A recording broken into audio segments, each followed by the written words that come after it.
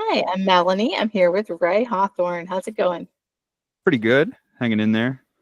So I've got a variety of questions. Um, Yeah, I remember you had some good questions last time, so I was excited to kick this one off. we're going to start with the fun ones just because Okay. we can. So if Ray Hawthorne isn't real, we're a movie, what would be on the soundtrack? If it was a movie, what would be on the Yeah. soundtrack? As in Yeah, songs that aren't mine? right. Oh man. This is intense. This is an intense question. I mean, I feel like it would have to just be like a whole lot of emo shit, right? You Yeah, know? I think it would just have to be filled with like Taking Back Sunday and like Thursday and shit. yeah, Like just really, who knows, maybe we could progress through it. I had some rough years in my like early 20s where it was a lot of just me like doing drugs and listening to like SoundCloud rap. So maybe maybe that goes in there. yeah. I struggle to pick like an exact song, but That's okay. yeah, I would say it would just have to be a lot of like whoever was on Warp Tour in like 2007, just like Yeah, line it up, you know? yeah. What is one thing about you that people think you're like that's totally wrong? Let's see. I think people probably think that I just like live and breathe like pop punk music. But in reality, I rarely listen to it anymore because I spend so much time making it. Yeah. I listen to so much different music just to try to like clear my head and like try to draw inspiration from other places. Yeah. Like this is gonna sound crazy. I've been listening to that new Skrillex album Yeah. fucking constantly, which is so different than anything that I work on. And I don't know. I haven't like looked it up online. I don't know if people like it or dislike it, but like I listen to it all the time. It's a fun Mm, time. good. So if your music as a whole were an ice cream flavor, what flavor would it be? Whoa. Um I don't know. What's the most like middle of the road ice cream flavor? Um Strawberry? I don't know. yeah, strawberry. Um let's go. You know what? We're gonna go Neapolitan. I've done a Okay. lot of different kinds of music in my day. I had a brief tenure as a successful rapper. You know what I Cool. mean? So we just gotta go. Yeah. We're gonna go Neapolitan. I'm trying to do too much all at once. And not picking it, but just doing one big spoon all the way across. No, you'd probably have to go in individual eras. You know what I'm saying? Okay. The Ray Hawthorne Eras tour coming soon. Yes. All right. So, in the horse you rode in on, it's Yeah, described as revenge fueled and petty in the best way. yeah. What pushed you to finally release this one instead of deleting it like the others? I think this one didn't have enough identifiable personal information about the person that it was about. So I decided to release it. I don't know. There's like a specific thing that happened um a little while back that got me like really, really mad. And I wrote a lot of songs about it because that's what I do. I put out songs all the time, and my songs are very personal. That tends to be whenever I hear anything from anyone about like why they like my music, more often than not, they like that it's like really personal. Mhm. So if I'm pissed off, I'm gonna write about how I'm pissed off, right? Yeah, it's your therapy. Yeah, yeah. But like I try not to include people's like real names or anything in songs and anything, you know. I don't actually want to offend anyone personally, I guess. I just need to like get my shit out, you know. So yeah, I think no one, I mean if anyone knows who it's about, they haven't told me. No one's going to be able to figure out who it's about. I don't know how. I'm just talking about like people in my personal life. No one's Yeah, going to be able to figure out who it's about. And I think it's like fun and catchy and yeah, like, you know, yeah. why not? I had a good time with it. All right. So your new album is Yeah. titled Ray Hawthorne Isn't Real.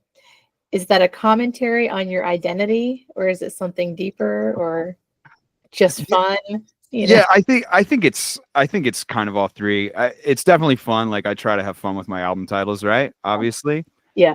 Because the other one was called Ray Hawthorne Sucks. But there is real shit to that, right? So it's like Mhm. all the time. I read a thread on Reddit one time about me where people were like debating in the comments if I was just like an AI generated music act.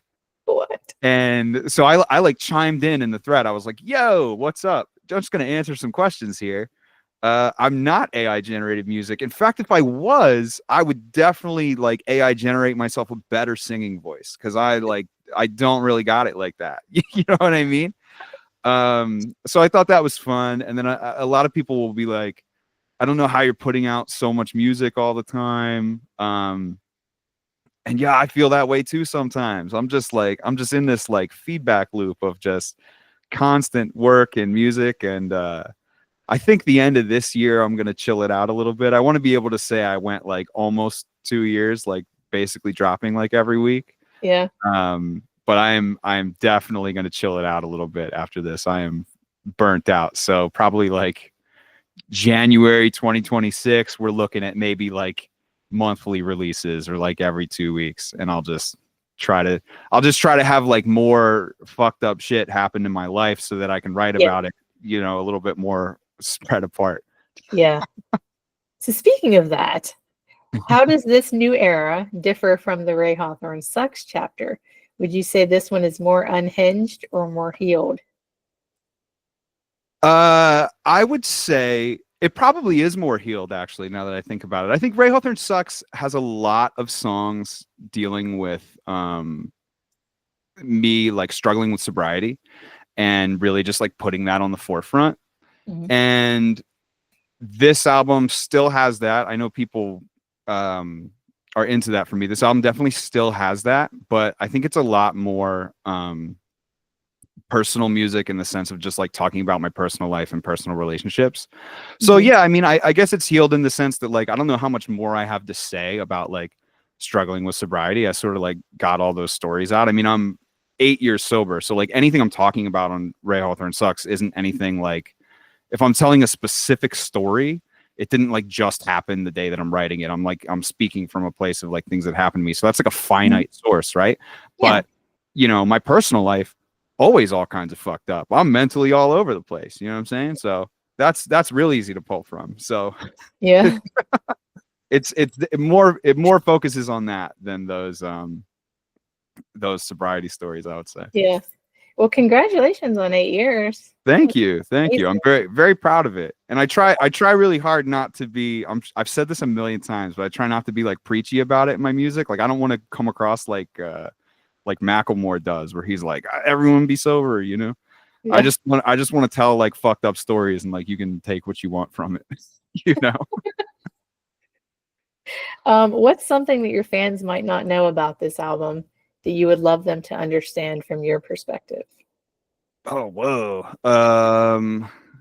That's a tough one. Maybe just that like um I do feel really, really fucking burnt out. And I think that like burnt out, like emotionally, I mean, not Yeah. like I love making music, like, and I'm never going to stop making music. But I think a lot of these songs do come from a place of just like trying to figure out who I am as a person. Like sometimes I have such a hard time separating my personal life from my music. Like if anything crazy happens in my life, it sort of is bound to end up in a song. And I almost feel like that like really takes a toll on my personal relationships and Mhm. people that just are like don't want shit to get aired out for the whole world. You know what I mean? So that's really when I say I'm burnt out, like that's what I'm referring to. I feel like at a certain point, being so honest in my music all the time um, has affected me in a lot of ways that I wasn't expecting. And it's also affected like the people close to me in a lot of ways. Because like I said, even when we talked about the horse you rode in on, I put that out because it's like you probably can't figure out who that's about or anything. But Right. like maybe people can figure it out. And people have figured out other songs, you know what I mean? There's songs I've put out where I've even cut like whole verses out of songs just because I thought it would be like too identifiable for a person that doesn't necessarily like consent for our shit to get aired out to the world. You know what I mean? So I try to keep it all as personal as possible, but like the personal feelings that I have tend to revolve around personal relationships. So that sort of requires other people. It's like a long-winded answer, but that's I guess that's how I would answer that. Kind of on that same note, like, is there ever a fear of oversharing? Like, do you see vulnerability as part of your brand, or are you worried about oversharing? Yeah, I used to be really afraid of oversharing, but I think at this point I've done it so much, and I think if I started putting out songs that weren't sort of me like just fucking bleeding on the floor for like anyone who wants to listen, I think people would be like, what are you doing? Like that's what I listen to you. The Yeah. thing the thing that I really love to hear from people is that like because I say these sometimes people will get in touch with me and say because of these things that I've said in my songs, they feel like less alone, you know, and that they're not the only one going through something. And Mm-hmm. that's really cool. Like, I don't want to be like the cliche guy who's like, man, if I could help one person, it's all worth it or whatever. But like, it is really cool to know that like strangers that I've never met from like all across the world are just having like an easier time because I'm being so vulnerable. So for me, I think yeah, I think it's more of a positive than anything. And Mm-hmm. like, shit, I've never been to therapy or anything, so I guess this is probably helping me in some way. You know? Well, that's what the music is. Yeah, yeah. Yeah, that's your therapy. So what was the writing and recording process like for the album? Any I would like, say it's pretty much the same as anything I've done thus far. Like I think I have things a little bit more streamlined given it's been a couple years now of me like releasing so much music. But yeah, it really comes down to like how am I feeling? What am I thinking about? And then how can I like put that into a song? And then, you know, I put out a song every week at this point, but that doesn't mean that I put out every song that I record. So like I end up writing probably, you know, at least like 4 songs inside of a week. And then a lot of shit just gets trashed, you know, because I don't think it's like good enough, or maybe it's too redundant. Maybe it sounds too much like something else I've done before, or it's a topic I've talked about before, or anything like that. So anything that made it on this album, um, is just, you know, songs from the last year that I really liked, that also other people really liked, because that matters too, right? We're trying to fucking sell records out here, so yeah, I can keep making these songs. So I have to like the song, other people have to really dig it, and then it makes the album, you know. yeah. But by and large, it's pretty much the same thing. I won't write something and I won't record it if it doesn't feel real to me, which is also interesting in the Ray Hawthorne Isn't Real album title now that I'm thinking about it. Yeah. There's a lot of authenticity in the imaginary view. Yeah, yeah, yeah. I do my best, you know. I feel like every artist that does every interview ever goes like, yeah, like this next album, it's my most personal work, and we've really evolved, and it's all the same shit, and it's just I'm trying like not to sound like that, you know what I mean? But anyone who cares, like, yeah, I give a shit about what I write about, and then hopefully you do too. You Yeah. know? So how do you keep your work feeling personal and grounded?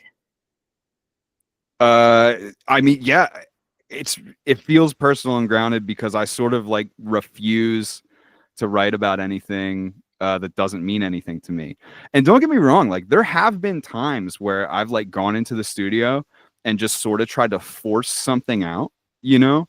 And Yeah. every single time that song gets trashed.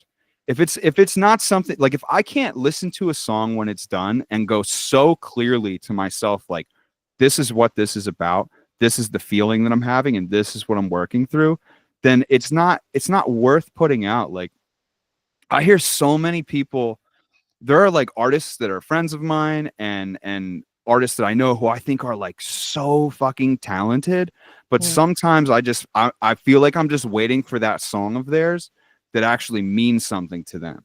You know what I mean? Like the best way I can explain it to people, and I am on no way as good as this, and I will never be as successful to this, but like there's a reason why Olivia Rodrigo is so fucking successful, right? Those songs are like catchy pop bangers, but they mean something. Like when you come away from that song, you can 100% say like, this is what this is about. This is what she was feeling. This is what this is working through. That same song could absolutely exist with like bullshit lyrics. You could do the same melody, the same thing, and it could just be like about nothing. Like you could just say random words and it wouldn't resonate. You know what I mean? Mm, Good for You wouldn't work if it wasn't about what it was about. Like Driver's License wouldn't work if it wasn't about what it was about. The lyrics matter too. yeah. Um, so yeah, for me, it being personal, I just won't even let it off the ground floor if it's not personal. Even and I've tried, like I said, because I just feel like, oh, I want to write all these songs all the time, and I have this expectation from listeners that I'm always going to have a new song out. But I'm never putting out anything that I don't like. Like I've just been lucky enough at this point that every time the weekly release thing, I try to stay like a couple months ahead of it, so I'm not like scrambling. Like let's say I go 2 weeks and I hate everything that I wrote, I still have like a pad, and then I just have to really hit the ground running. Yeah. But I've just been lucky enough that I've never encountered a situation where I didn't have a song that I actually liked and related to come out with that week. And if I was in that position, I just wouldn't drop that week, and I would like post on my Instagram like, look, it didn't work out. Like, like I'd rather not put out music than put out something I think is like complete bullshit. Yeah. Okay. So this is just totally random, but Okay. you know how guys have like a man cave, or what I is this room called that you're in? I do know that. This room, I affectionately refer to it as the office. That's Um, it? I do It call looks it pretty the office cool. because I try to avoid the man cave statement. I try to be like, I'm an adult, you know what I mean? I'm a grown man. This is an office. Like that's what I say. That's what I call it. But it has been called everything. I mean, honestly, like most of the time, if we're talking about it like casually, it just gets called like the Ninja Turtle room. Um, but I try to call it the office so I can like feel better about myself. Okay. You know what I mean? But it's like I'm running out of space. Like I got like there's this huge fucking Ninja Turtle diorama over here that I don't know where I'm gonna put. There's like a Jaws thing too, and then I've got another thing coming in the mail today that I pre-ordered like last year. All this stuff has to come pre-order, so you don't think you're actually buying that much, and then like a year later it comes in, and you're like, oh man, I didn't know this, and then I also didn't know it was going to be that big. Like, it's a whole pain in the ass. Yeah, I was gonna say that room says a lot of things. None of them is I'm an adult. Right. I agree. I've heard it called a statement room, like where it's like it speaks for itself. It's just if you could see the rest of this thing, it's crazy in here. It It's says a lot about you, though. yeah, I'm proud of my collection. I You just like to should be. pretend I'm an adult, you know. I have to ask, what is there a Garfield? Is that what that is? It is, yeah, it is a Garfield. It's like but it's a Ninja Turtle Garfield. So he's got like a black bandana and like a pizza knife or a pizza cutter as like a weapon Yeah, and a belt with a G on it. that's Yeah, cool. that is Garfield. That came out a few months ago for Target's Hawthorne event where they do a lot of cool Ninja Turtle stuff, and that was one that I picked up. Did I ask you your favorite Ninja Turtle? Because I don't remember if I did, but let's I'm go. not I'm not sure. But I mean, at some point in my life, it's been all of them, Probably the briefest one was Donatello. I think I've always been kind of averse to Donatello, like most young boys are, because he's like, you're like, I'm not a nerd, yet you have like a Ninja Turtle room.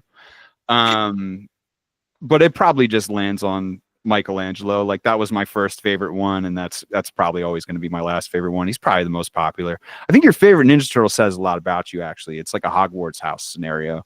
Raphael. Like it's yours, Raphael. See, people who like Raphael tend to have a lot of like fucking inner rage. You know, he's he's a very mad. He's the one that curses it. He says "damn" in the movie. Like he's very mad and stuff. I spent most of my 20s. I was very Raphael Ninja Turtle. I was like, I fucking hate the world and myself. You know. That'll be the next Eras tour. It'll be the Eras of Ninja Yeah, Turtles. yeah, exactly. So my last question for you: Okay. what do you hope fans take away from the album besides yelling the F word in the chorus? You know, I think there's probably, and I do curse a lot. Anyone that's listened to this interview can attest to that. But like, I think there's probably less cursing on this album than probably the first one. But that song in particular has a lot of cursing in the chorus. I think I would just hope that people take away that, like, while it is called Ray Hawthorne Isn't Real, like, I am very real, and this is very personal to me. Like, the title's so super cheeky, you know. So I do hope that if people care enough to listen, they can just be like, wow, this is pretty fucking vulnerable. Because I really do, like, just leave it all out there. You know, I really do say some shit. There's sometimes people will message me and say, like, you know, I've listened to this song forever, but like, I just read the lyrics and like, doesn't mean this or doesn't mean that. Sometimes I'll like sort of hint at, I'll say, yeah, you know, like, that is what I was going through, or that wasn't. I'd like for people to just sort of be like, this is what it means to me, you know? Yeah. But I do think that's cool though, that people can listen to them and like not realize what the songs are about, and then all of a sudden read it and it'll like take on a new meaning to them.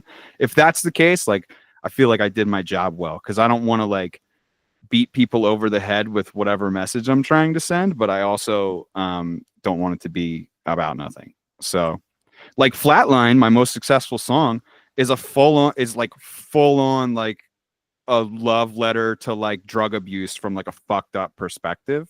You know what I mean? So many people just think it's like about a girl, you know? Yeah. So I feel like that, like, I did that right, you know? And then people will message me, they're like, oh, I just read the lyrics to this. Like, is this like about sobriety? And I'm like, yeah. You know, like, that is what it's about. So I think that's a successful attempt at that, because again, I don't want to be like, oh, I'm fucking straight edge, like, you know, I really hate that shit. So, yeah, I hope that people take away that it's something really, really personal to me, that all my music is really personal to me. I know I've said that a million times, but that's what I would hope people come away with. Okay. Cool.